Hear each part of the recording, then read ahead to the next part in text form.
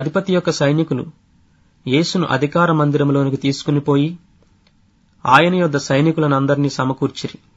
వారు ఆయన వస్త్రములు తీసివేసి ఆయనకు ఎర్రని అంగీ తొడిగించి ముండ్ల కిరీటమును అల్లి ఆయన తలకు పెట్టి ఒక రెల్లు ఆయన కుడి చేతిలో నుంచి ఆయన ఎదుట మోకాళ్ళూని, యూదుల రాజా, నీకు శుభమని ఆయనను అపహసించి ఆయన మీద ఉమ్మివేసి ఆ రెల్లును తీసుకుని దానితో ఆయనను తల మీద కొట్టిరి.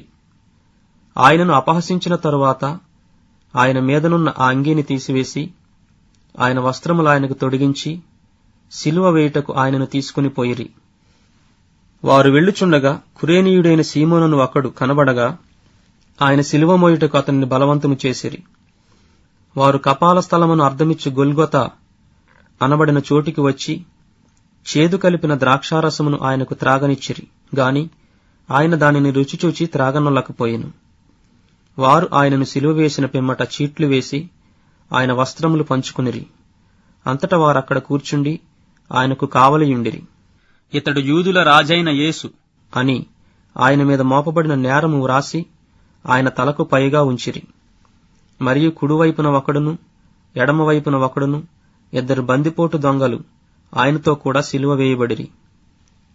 ఆ మార్గమున వెళ్ళుచుండిన వారు తలలూచుచు, దేవాలయమును పడగొట్టి 3 దినములలో కట్టువాడా, నిన్ను నీవే రక్షించుకొనుము. నీవు దేవుని కుమారుడవైతే సిలువ మీద నుండి దిగుమని చెప్పుచు ఆయనను దూషించిరి.